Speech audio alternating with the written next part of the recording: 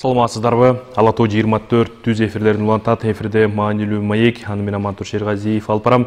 Бул жолку чыгарылышта биз Кыргыз Республикасынын акыйкатчысы Атыр Абдрахматова менен алимент маселеси тууралуу маектешмекчибиз.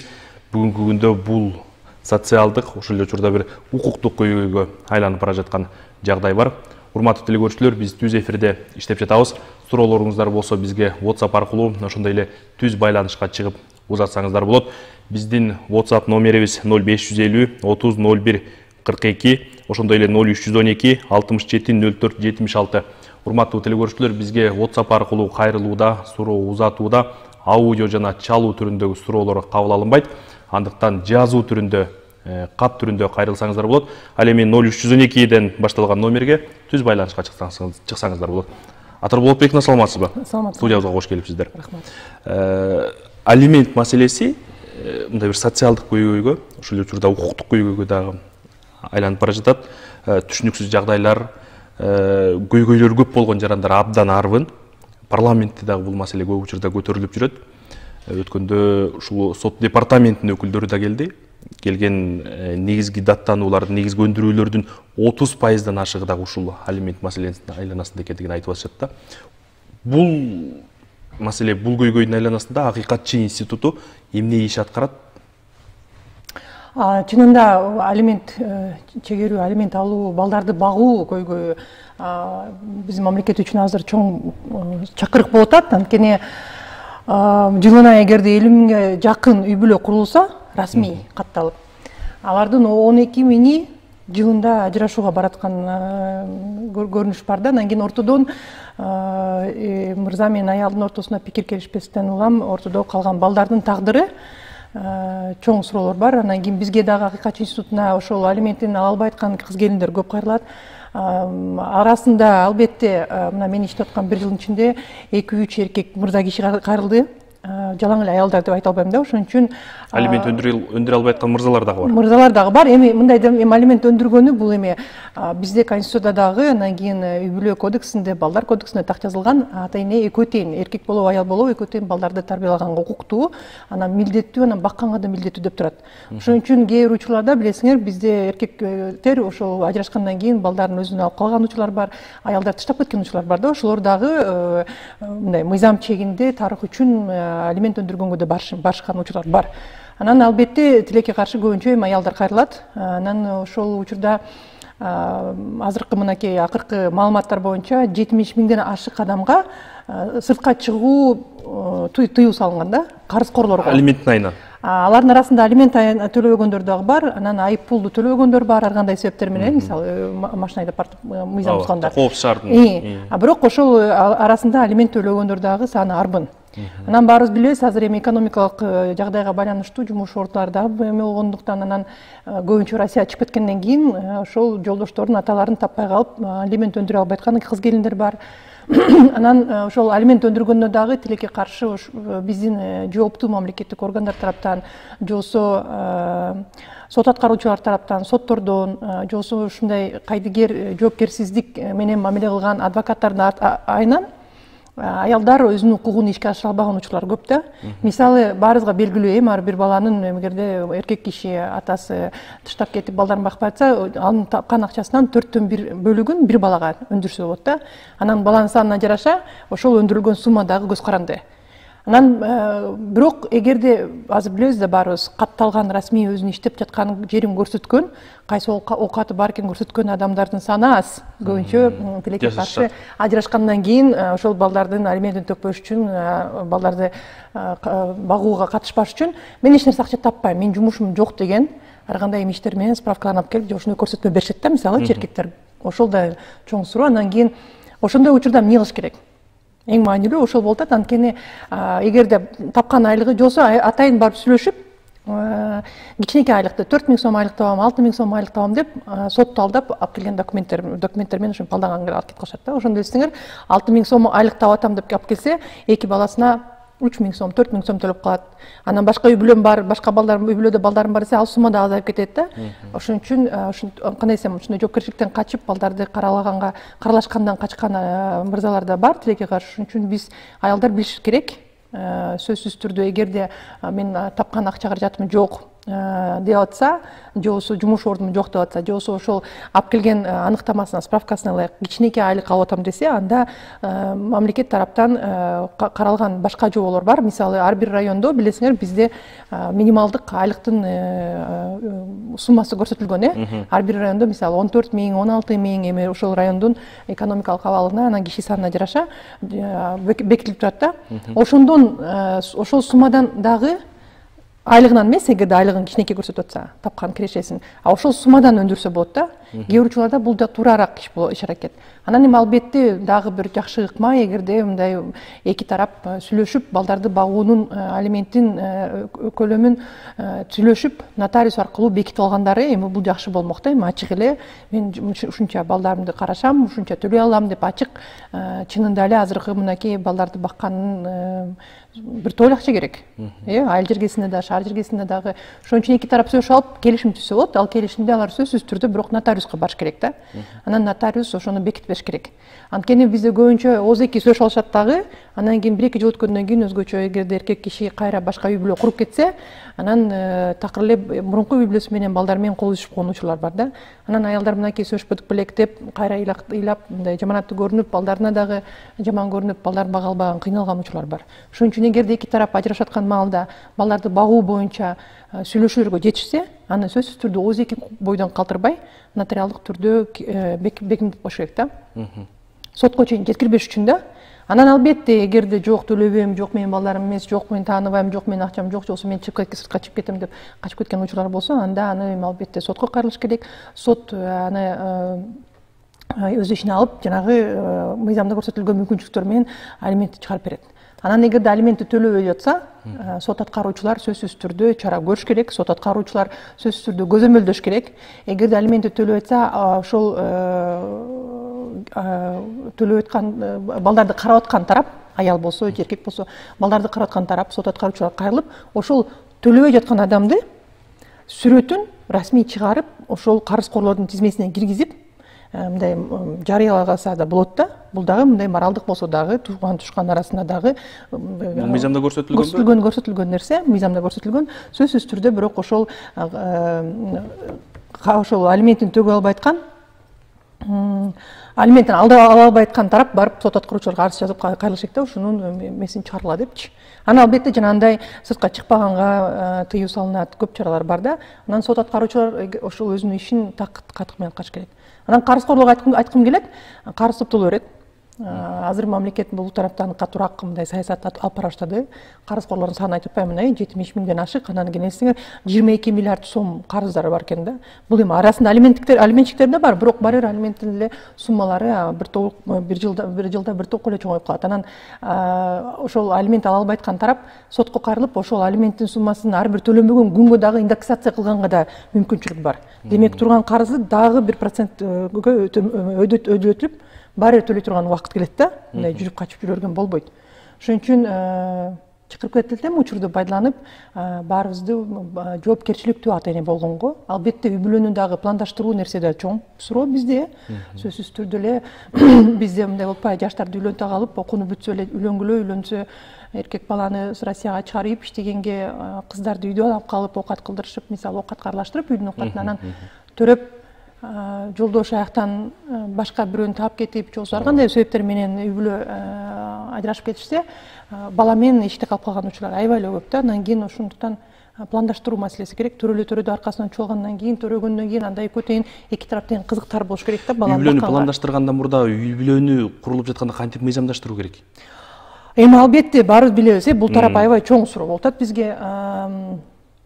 Көп учурларда жанагы никеге барып эле, молдого барып, никеге туруп алып ошо менен жашап кеткендер көп. Бирок кандай өзүңөр түшүнүшү, ар бирибиз жооп кетет. Бул кийин алимент өндүрүүдө көйгөй жаратышы мүмкүнбү? Албетте, чоң көйгөй жаратат. Сөзсүз түрдө үй бүлө кургандан кийин сөзсүз түрдө расмий барып катталыш керек үй бүлө. Сөзсүз түрдө молдолор жоопкерчилиги бар билебиз. Эгерде ошол эки жашты үй бүлөсүн никесин кыйып атканда ЗАГСын көрбөсө, текшербесе, молдо жоопкерчиликке тартылыш керек. Бүгүн эле биз бир иш-чарадан ошол биздин дин кызматы менен жолугуп сүйлөштүк. Ар бир мечеттин алдында ошол никеге кыюуга укугу бар молдордун тизмеси илиниш керек деп атабыз. Эки тарап билиш керек.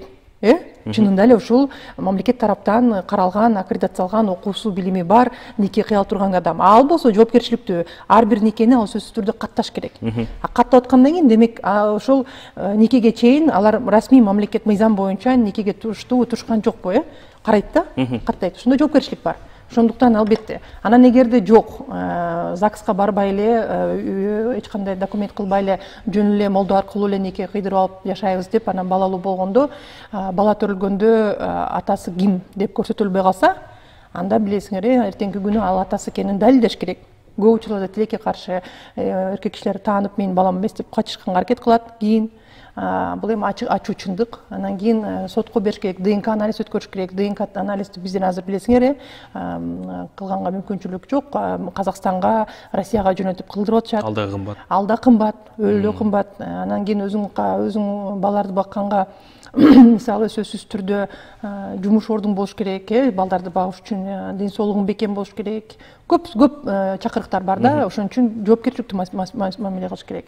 Жөн эле никеге туруп алдык, жашап атабыз, балалуу болдук, бактылуубуз деген албетте ар бир үй бүлө бактылуу болсун, бирок жоопкерчиликтүү кадамга барганга чакырып кетет элем да. Анткени эртеңки күнү кайра эле ошол эгерде алимент ала албайса, балдарын бага албайса, кайра эле ошол азап чегип, мамлекеттик органдардын баарын кыдырып, өзүнө жардам издегенге муктаж болуп калат да аялдар. Анан дагы бир чоң эмен айтып коеюн, бизде көп билесиз, Кыргызстандан Россияга жумушка чыккандардын саны чоң. Азыр эми жашта мурун эгерде биздин апаларыбыз мигрант болсо, азыр эми биздин жаш эркек балдарыбыз көбүнчө мигрант болуп түшөт сыртта. Анан ошо сыртка чыгып кеткенден кийин таппай атабыз деп карызкорду, ошо алимент төлөбөй жаткан тарапты таппай атабыз деп кайрылышат. Бизде келишимдер бар.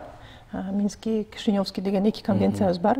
Биздин мамлекет дагы көп башка өзгөчө ошол мурунку Советтик Союзга кирген мамлекеттердин көпчүлүк мамлекеттери кол коюшкан конвенциялар. Анын алкагында сот аткаруучулар ошол Россияга же Казакстанга бизден талап жөнөтүп, аяктан таап кишини ошол жактан чегерип бияка жөнөткөнгө укугу бар да. Ошон үчүн жоопкерчиликке тартыш, качып кетип эле такыр эле мындай исти жумсалдайм дегенден алыс болуш керек, мамлекет табат да. Мамлекет өндүрүп аткан карыздардын, мен жогоруда да белгилеп өттүм, 30% ушул алимент экен, калган 70-и жана банктардын насыясы, коопсуз шаардын айыппулдары экен да. Алиментти өндүрүү бул жердеги көйгөй үй бүлөнү каттоодон баштап, үй бүлө бузулуп жаткандагы ажырашуу процессин мыйзамдаштыруунун айланасында жатат да. Акыйкатчы институтуна келип түшкөн арыздардын же болбосо жалпы коомдогу көйгөйдү анализдин негизинде сиздердин институт мыйзамдык укуктук базага кандай өзгөртүү киргизүү керек? Мындай бир зарылчылык барбы бүгүн? Бар, эки нерсени айткым келет. Эң эле чоң көйгөй да, азыр мисалы карызкор тарапка эгерде алимент төкпөй атсачы, мамлекет кармап, анын үстүнөн айыппул салып атат да. Эстегер өзүнүн балдарын бакпай, акчасын бербей аткан мырзага, же болбосо эми аялдарга карыз төлөбөй аткан кишини дагы карыз кылып атат. Анан ал эмне мамлекетке айыппулду төлөп туруп, кайра эле качып кетип, балдарын бакпаганга мүмкүнчүлүк болуп атпайбы? Анткени мамлекеттин алдында ал жоопкерчилигин тартты. Балдардын алдында кантип жоопкерчилик тартат? Мисалы, биз ойлойбуз, азыр журкенишке сунуштарды атабыз, эми аларды айыппулга салгандын кажети жок. Же болбосо салынган айыппул анда мамлекетке эмес, анда ошол үй бүлөгө берилсин да, балдарга берилсин. Анан бул бир, экинчи ошол сунушубуз бар. Анан экинчи сунушубуз мурун эгерде эсиңерде болсо, биздин депутат айымдар да ошол суроону көтөрүп чыккан. Албетте мамлекет үчүн бул балким кыйыныраак, бирок ошондой карызкорлор бар маалда, алимент төкпөй аткан маалда аялдар, аял болобуну, көбүнчө аялдар да мамлекетке кайрылып, мамлекеттен ошол алименттин акчасын алып, мамлекет ошол качып жүргөн карызкордон өз өндүрүп алыш керек да. Биз ошого барышыбыз керек. Ошондо коомдук жумуштарга тартуу менен же башка кандай? Жок, карызкордон ошол акчасын өндүрүп алыш керек. Мамлекет аялга акчасын төлөш керек. Мамлекет өзү төлөп бериш керек. Мамлекеттин бюджетинен. Карызкорду таап өздөрү өндүрүп алыш керек. Проценти менен кошо мамлекеттик ошол кеткен чыгымдарды кошуп турупчу. Ошондо эмнеге айтып атам, анткени жанагындай ичара сүйлөшүүлөрдөн мамлекеттик кызматкерлер алыс болуштайт. Анткени канчалык деңгээлде мамлекеттин чыгымдар кете баштаса, талаптар чоң турабы? Бул деген жеке тараптардын акчасы эмес да, мамлекеттин акчасы болуп калат, элдин акчасы. Ошон үчүн мен ойлойм, ошол сунушту кайрадан көтөрүп чыгыш керек. мамлекет ошол аялдарды, өзгөчө эми аялдарды мисалы 2 жылдан 3 жылдан ашык эгерде алиментин ала албай атса, анда мамлекет төлөмдү баштап, а бирок ошол карызкорду таап, мамлекет өзү өндүрүп алыш керек деген мыйзамга сунуштар даярдап атабыз. Эми ошондой катуу, кандай десем, талаптарга өтпөсөк, түшүнүп атам. Мамлекетте айтышы мүмкүн, мисалы биздин өкмөт айтышы мүмкүн, эми алар үй бүлө куруп бала төрөйбүз деп балдарды күткөндө бизден уруксат сураган эмес, эми алда талкууланат, анан баланы төрөп алып эртең күнү бага албай кайра бизде ортого келиштирген болмок депчи.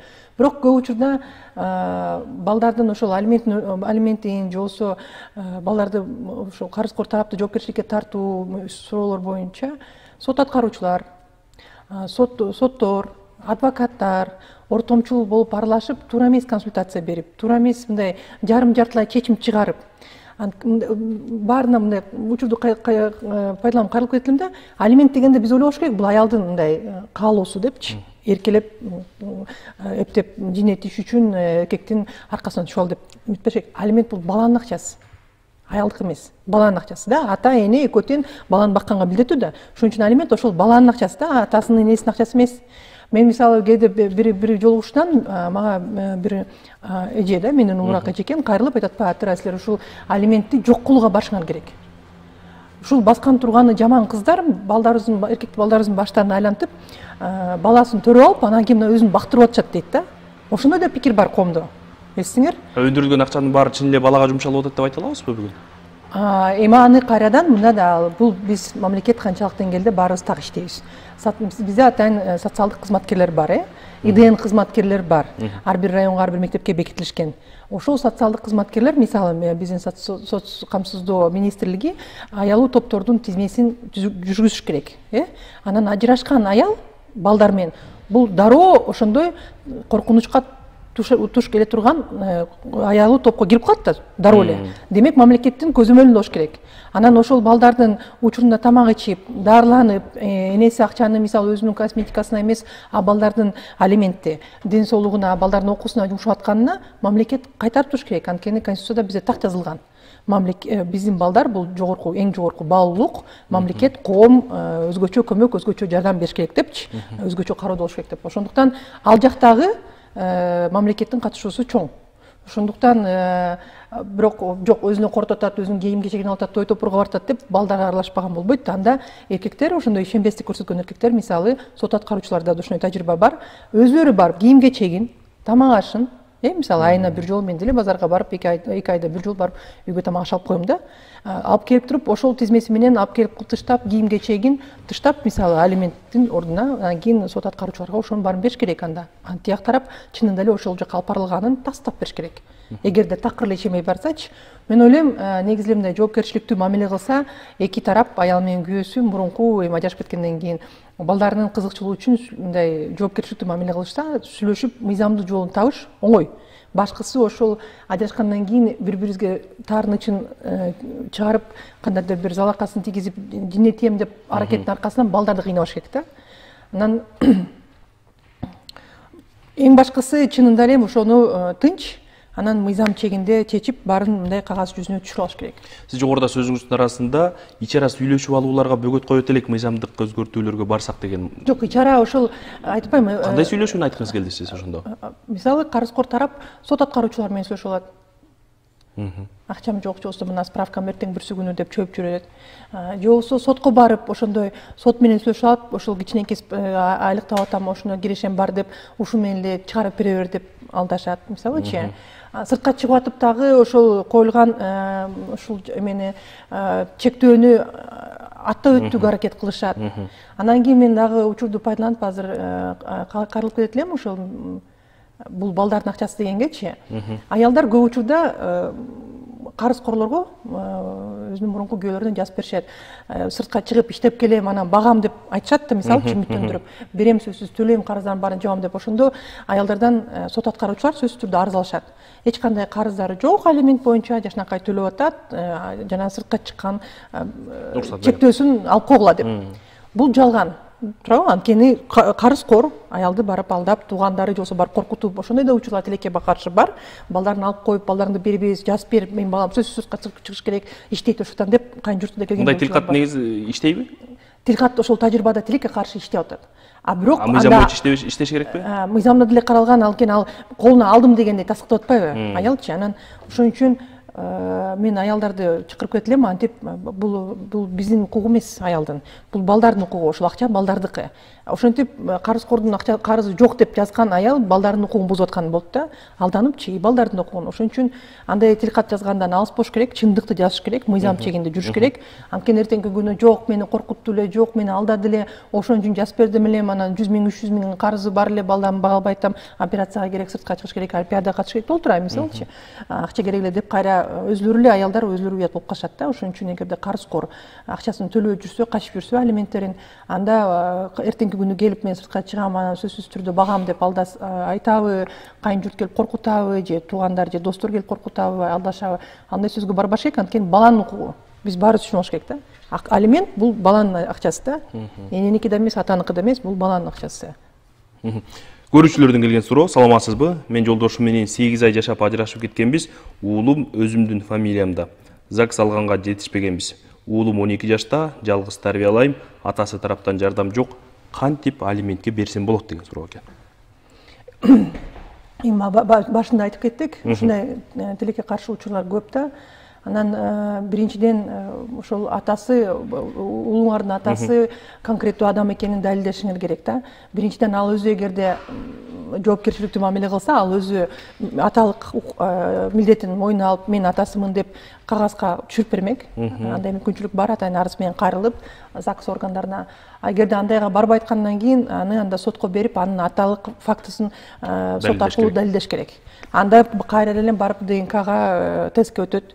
ДНК тести сөзсүз түрдө эми түшүнүктүү мамлекеттен талап кылып өткөргөндө карызкордон кайра чегире алуу боюнча дагы кайрылса болот.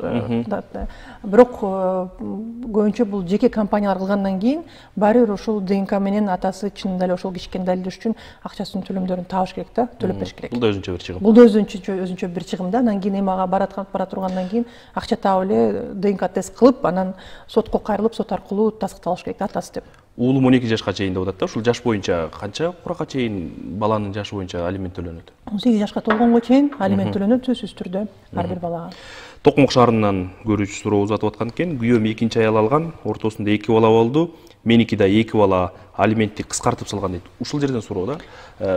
Кийинки үй бүлөгө карата биринчи үй бүлөнүн алиментин кыскартып койганчалык деңгээлде туура?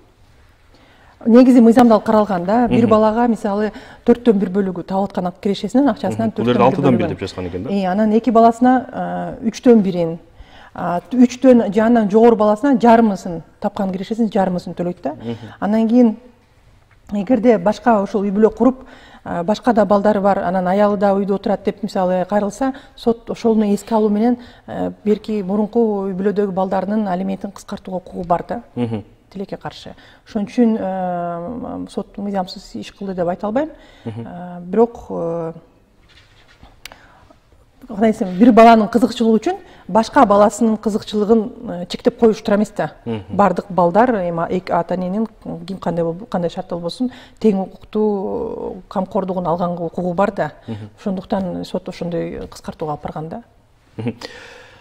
Бул жерде суроо расмий тилде келген экен, алиментке байланыштуу эмес экен, бирок мындай бир көйгөйлүү маселе, мындан улам берсем туура болот го. Сизге түз кайрылышкан экен, урматтуу акыйкатчы, биз сизге бир нече жолу келгенбиз. Апам барды эле, 20га жакын жолу барды, бирок сиздин өзүңүз менен кезигүүгө мүмкүн болду. Ихсан кооперативи боюнча экен. Сиздин убадаларыңызга чек жок.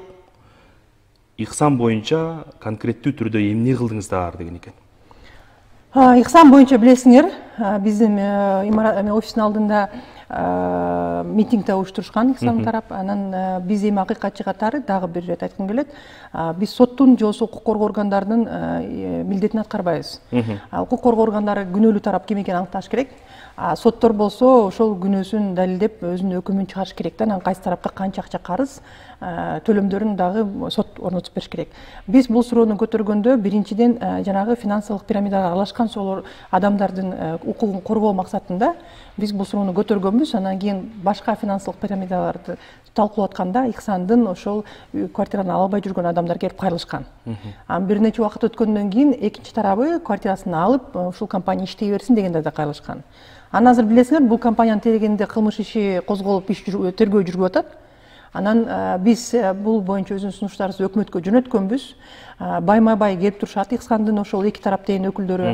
Азыркы учурда ушул компанияга тиешелүү тараптардын кээ бирлери тергөө изоляторунда кармалган болчу. Кээ бирлерин издөөгө жаралып жүрүшөт да. Анан кийин бул тергөө иштери укук коргоо органдары алып баратат. Биз укук коргоо органдарынын ордунда тергөө иштерин алып бара албайбыз, бирок бул суроо боюнча өкмөткө өзүнүн сунуштарыбызды жөнөткөнбүз да. Кийинки суроо: менин күйөөм Россиянын жараны, ЗАГСты Россиядан алганбыз, 2 балам бар. Мен Кыргызстандын жаранымын. Ажырашып жатабыз. Балдарым Кыргызстанда дейт. Азыр Россиядабыз. Күйөөм алимент төлөбөйм, ЗАГСты тытып сал, эч кандай алимент төлөбөйм дейт. Кандай кылсам болот? Жолун айтып коюңуздарчы дейт. Токтогулдан. Урматтуу айым, биринчи өзү жаран Кыргызстандын жараны да. Бирок жолдошу Россиянын. Эми башкысы ЗАГСы бар, мен түшүнгөнчө. Биринчиден, экинчиден, балдардын ошол төрөлгөндүгү тууралуу күбөлүгүндө атасы жазылып турса, Россия жараны болобу, Американын жараны болобу айырмасы жок. Бул бизде каралган, ошол караш керек, балдардын дагы жарандуулугу керек, карашыбыз керек. Анткени эгерде балдары Кыргызстандын жараны болсо, анда Кыргызстандын мыйзамдары боюнча алимент өндүргөнгө мүмкүнчүлүк бар. Эгерде балдары Россия Орус Федерациясынын жарандары болсо, анда Орус Федерациясынын мыйзамдары менен алиментти өндүргөнгө мүмкүнчүлүк бар. Мен бул келинге сунуштайт элем, Токтогулда болгондон кийин бизде мамлекет тараптан кепилденген акысыз юридикалык жардам бар. Ошолорго кайрылсаңыздар болот. Биринчиден, экинчиден, биздин эгерде номерди айтып коеюн, биздин регионалдык өкүлчүлүк менен бизге байланышсаңар, регионалдык өкүлчүлүккө байланыштырып, силерге ошол консультациясын дагы берип, анан кийин жолун да көрсөтүп беребиз да, Россиядан кантип өндүргөнгө. Анткени так жооп бериш үчүн сөзсүз түрдө алимент өндүргөнгө мүмкүнчүлүк бар. Бирок балдардын жарандуулугун билишибиз керек. Анан кийин ошол балдардын кандай десем, күбөлүгүндө атасы жазылган бекен, жазылбаган бекен. Биздин телефонду жазып алсаңыздар, мүмкүн болсо, WhatsApp номерубуз 555 001 609. Анан ошол бул Жалал Абадтагы өкүлдүккүбү же? Жок, биздин ошол Борбордук аппараттын номеру. Мен да ошол номерде отурам, кез-кезде карап коюп, өзүм да карап турам да, текшерипчи. Ошон үчүн бул номерга жазсаңыздар, балдарыңыздын күбөлүктөрү бар жоктугун, атасы көрсөтүлгөнбү ошол киши, анан кийин балдарыңыздын жарандуулугун жазсаңыз. Анан ошого ылайык биз кайсыл тарапка кайрылышыбыз керек. Эгерде бекер адвокаттык жардам керек болсо, бекер адвокаттарын табышканга биздин ошол юстиция министрлигине да кайрылып жардам көрсөтөбүз. Же болбосо Россиядан болсо, биздин билесиңер, мен былтыр октябрь айында Россия Федерациясы боюнча федеративдик омбудсмени менен Москалькова менен келишим меморандумга кол коюштук. Анан Москва шаарыныкын, Свердловская областы боюнча дагы акыйкатчылар менен дагы сүйлөшүп, ошондой биз менен иш-аракет жүргүзүү боюнча сүйлөшүүлөрүбүз бар. Анан кийин эгерде Россиянын омбудсменине кайрылыш керек болсо, анда биз дагы кайрылып, ошол алимент өндүргөнгө, карызкорду тапканга жардам беребиз. Дагы бир суроо: менин аялым мени алиментке берип, өзү Россияга качып кетти. Балдарым менде калды. Толук маалымат берип коесузбу дейт. Бул эми мырза киши кайрылып атат, ошондо. Жакшы суроо. Мындай дагы тилекке каршы көрүнүштөр бар. Биринчиден, силер балдар жалгыз өзүңөр багып аткандан кийин соц кызматкерлерге кайрылышы керек. Балдар ошол жерде атасы менен чогуу жашап аткандыгын тастыкташыңар керек. Алар келип балдардын жашоо шартын келип текшерип кетишет. Балдарды катташат. Анан кийин ошол фактыны чынында эле атасынын колунда, атасынын карамагында балдардын жашап атканын өзүнөрүнө жазып алышат тастыктап. Анын ошол документтердин баардыгын чогултуп, силер сотко кайрылып, алиментти жокко чыгарууга барышыңар керек да. Соц кызматкерлерди ошондо ИДНди да кошуп алыш керек, милиция, ар бир участкада бизде милиция кызматкерлери бар, атайын балдар, өспүрүм балдар менен иштеген. Анан алар катташат. Чындап эле ушундай өспүрүм балдар бар, жаш курага жете элек балдарыбыз бар, атасынын карамагында жашынакай тамагын ичишет, мектепке барышат, тарбия алышат. Энеси жок, энеси аралашпайт экен, батасы багат экен деп тыянагын чыгарышат. Үй жашынакай экен, жарактуу экен, атасы ичпейт, жаман ишке барбайт, иштейт, балдарын карайт деп эметкенде, ошол документтердин баарын чогултуп алып, сотко барып, сот аркылуу бурун өндүрүлгөн алимент боюнча буйрукту жокко чыгарыш керек да, чечимди. Сот мындай иштерди тез эле карайбы? Негизи алимент негизинен жалпылап алганда тез карайт. Коркпош керек. Жалпылап караганда тажрыйба тез тезденели да. Анан башкысы эми сотко барганда дагы соттор мындай да, мамлекет тараптан так жазылган мыйзамда ар бир мамлекеттик кызматкер, ким болбосун сот болобу, сотто иштеген секретарь болобу, консультант болобу, сот аткаруучу болобу, же акыйкатчы институтунун кызматкерлери, регионалдык болобу, баардыгыбыз, же юстиция министри, адвокатпы, баардыгыбыз так даана анан мыйзамга туура келген консультация бергенге милдеттүүбүз. Толук кандуу консультация бергенге. Ошон үчүн сиздер уялбаңыздар, сотко барып, эгерде ошол арызыңызды жазып барып, сотко кайрылып, соттон мындай кандайдыр бир кыскача эле толук эмес, канааттандырарлык эмес жооп алсаңыз, анда дагы бизге кайрылсаңар болот. Биздин эми акыйкатчынын макамы ошол мамлекеттик органдар тараптан адам укуктары бузулду, бузулган жокпу, ошого мониторинг жүргүзүү. Анан кийин эгерде бузулса, таасир этүү мүмкүнчүлүк ошол сөз менен, кат менен биз эгерде мыйзам адам укугун бузса, мамлекеттик органдар прокуратура аркылуу иш козготуп, же болбосо прокуратура аркылуу кандайдыр бир чара көргөнгө мүмкүнчүлүк бар да. Же болбосо чоң кызматтагы адамдар болобу, бизди укпай атышса, анда жогорку кеңешке кайрылып, президентке кайрылып, мынакей бул тараптар адам укуктарын бузуп келатышат, эч кандай чарага, эч кандай мындай чакырыкка укпай атышат деп биз ошого мүмкүнчүлүк бар да. Биздин мындай десем элдик адвокат, мындай толук кандуу адвокаттык укугу жок болсо дагы, бирок ошол элдин укугун коргоо менен мамлекетке кайрылып иштей турган тарапты түрткүлөп иштетүү, коңгуроо каткарга турган органбыз да. Бирок дагы бир рет айтып кетем, биз милициянын ордуна тергөө жүргүзбөйбүз, прокуратуранын ордуна кылмыш ишин жанагындай кызмат адамдары үстүнөн козгобойбуз, сот ордуна өкүм чыгарбайбыз, чечим чыгарбайбыз, анын баардыгын алар да. Бирок ошолор силердин укугуңарды бузбаш үчүн жанагындай кайдыгер, эптеп эле мындай отписка кылган мамиле болгон учурда бизге кайрылсаңар болот. Өзүбүздөн отписка кетип калган учурлар дагы бар, эми аны дагы ачык айтсаңыздар, биз дагы оңолуп түздөп ишибизди жакшы алып барганга аракет кылабыз. Чоң рахмат, Атыр Болотбековна, студиябызга келип, суроолорубузга жооп бергениңиз үчүн сизге ыраазычылык билдиребиз. Рахмат. Урматтуу телекөрүүчүлөр, бул жолку чыгарылышта биз Кыргыз Республикасынын акыйкатчысы Атыр Абдрахматова менен алимент көйгөйүнүн айланасында маектештик. Саламатта туруңуздар.